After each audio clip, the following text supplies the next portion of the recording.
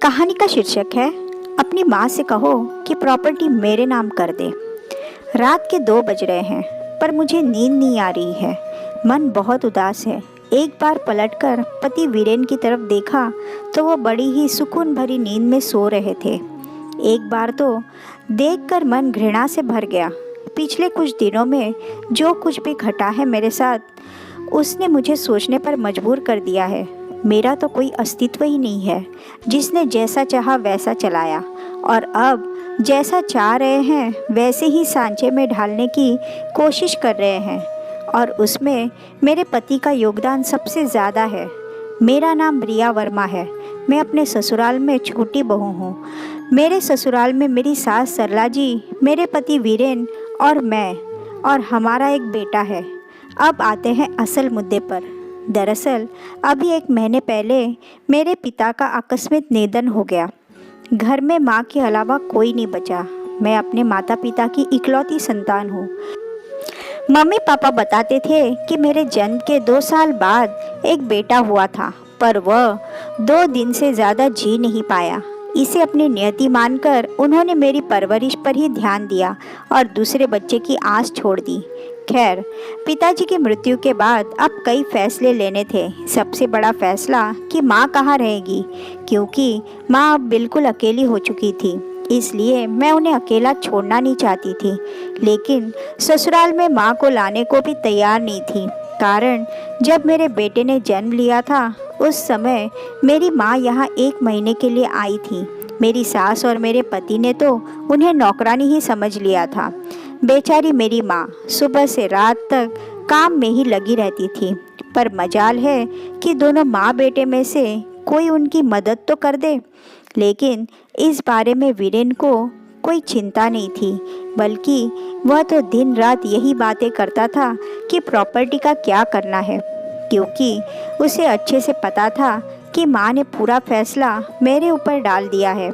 लेकिन मैं तो यह देखकर हैरान थी कि ससुराल में तो मुझे कभी निर्णय लेने नहीं दिया जाता था। आज मेरे मायके में भी मुझे फैसले लेने का हक नहीं था। वीरेन मुझे अपने हिसाब से चलाने की कोशिश कर रहे थे। इस 1 महीने में मुझसे कई बार कह चुके हैं कि अपनी माँ से कहो कि प्रॉपर्टी मेरे नाम कर दे, तो मैं उनकी जिम्मेदारी उठाने को तैयार हूँ। वैसे भी अब वह अकेली क्या कर लेंगी, किसी न किसी सहारे की ज़रूरत तो पड़ेगी ही ना। पर मेरा मन नहीं मानता। जो इंसान अपनी बीवी के हाथ में खर्चे देने से पहले 10 बार सवाल जवाब करता है, 10 बातें सुनाता है, वो उसकी माँ का खर्चा उठा ले, ऐसा हो नहीं सकता। और दूसरी और ज़रूरी बात, उनके माँ ने कौन सी अपनी प्रॉपर्टी उनके नाम कर दी, पर फिर भी खुशी खुशी उनका खर्चा तो उठा रहे हैं ना। तुम्हारे भैया भाभी तो बाहर रहते हैं, साल में 2-3 बार आते हैं, सारा खर्चा वीरेन ही तो उठाता है।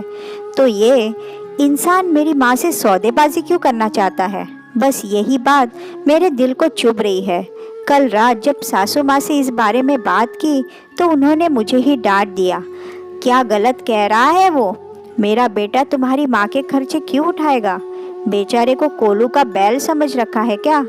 पर माँ जी, जैसे आप हमारी जिम्मेदारी हो, वैसी ही मेरी माँ भी तो हमारी जिम्मेदारी है ना। तू मेरी बराबरी अपनी माँ से कर रही है। मैंने अपने बेटे को जन्म दिया है, पाल पोस कर बड़ा किया है, बदले में वह मेरी सेवा कर रहा है, तो तुझे देखकर जलन हो रही है? इतना ही सेवा करवाने का शौक था तो एक बेटा और पैदा कर लेती तेरी माँ। और वैसे भी औरत को क्या पता कि किस तरह से फैसले लेने हैं। तेरे पापा तो रहे नहीं, अब तो निर्णय वीरेन को ही लेना होगा ना। इसके आगे मैं कुछ कह ना सकी। गलत तो कुछ कह नहीं रही थी वो। मैं बेटी हूँ, बेटा नहीं, यह मेरी सास ने बता दिया था। पर बेटा मजबूत हो और बेटी कमज़ोर, ऐसा हो नहीं सकता। अब मेरे दिमाग में एक ही बात है। मैं निर्णय ले चुकी हूँ कि मुझे क्या करना है। बस वह निर्णय लेकर मैं सो गई। सुबह जब उठी तो आज की सुबह कुछ अलग ही लगी। मैं जल्दी जल्दी घर के काम कर रही थी। मुझे देखकर मेरी सासू माँ वीरेन से बोली, आज बहू को कहीं जाना है क्या? बड़ी जल्दी जल्दी काम निपटा रही है। मुझे देखकर वीरेन ने कहा, कहीं जा रही हो क्या तुम? हाँ, माँ के पास जा रही हूँ। क्यों? तुमने तो मुझसे पूछा भी नहीं। सोच रही हूँ कि वहाँ का घर बेच दूँ। बात सुनकर वीरेन के चेहरे पर चमक आ गई। इससे पहले कि वीरेन कुछ कहता मैंने कहा, सोच रही हूँ कि वहाँ की प्रॉपर्टी बेचकर यहाँ माँ के नाम से एक छोटा सा मकान ले लूँ और बाकी पैसे माँ के नाम से अकाउंट में ट्रांसफ़र कर दूँ। माँ के खर्चों में काम आएंगे। माँ पास में रहेगी तो मैं भी उन्हें आसानी से दिन में जाकर संभाल लूँगी। तुम्हारी इतनी हिम्मत कि तुम मेरे फैसले के ऊपर जाओ। देख रहा हूँ बहुत ज़्यादा बोलने लगी हो आजकल। मैं आपके फैसले के ऊपर कहाँ जा रही हूँ। मैंने कभी ससुराल में बीच में नहीं बोला, कभी किसी निर्णय में आपने मुझे साथ में नहीं लिया, पर अब तो मेरे मायके से संबंधित फैसला लेना है और वह मैं ले सकती हूँ। मेरी माँ है, उन्होंने मुझे जन्म दिया है, तो उनके बारे में सोचने की जिम्मेदारी मेरी है ना। अब मैं नहीं सोचूंगी तो लोग सौदेबाजी करने को तैयार हो जाएंगे और वो मुझे मंजूर नहीं। बहू अपनी माँ के लिए तो हमसे लड़ने को तैयार है। अब की बार बीच में मेरी सास बोली, देखिए माँ जी, कल आप ही ने मुझे यह रास्ता बताया था। आपने कहा था ना कि मेरा बेटा है, वह तुम्हारी माँ की जिम्मेदारी क्यों उठाएगा। इसी तरह मैं अपनी माँ की बेटी हूँ। अगर मुझे रोका तो मैं आपकी जिम्मेदारी नहीं उठाऊंगी। आप अच्छी तरह से याद रखिएगा, आपका बेटा सिर्फ कमाता है, पर इस मकान को घर मैं बनाती हूँ। मेरी बात सुनकर दोनों में से किसी ने कुछ नहीं कहा। जानती हूँ नाराज़ है तो नाराज़ रहने दो। इनकी नाराज़गी के चलते मेरी माँ को मुझे मोहताज थोड़ी ना करना है।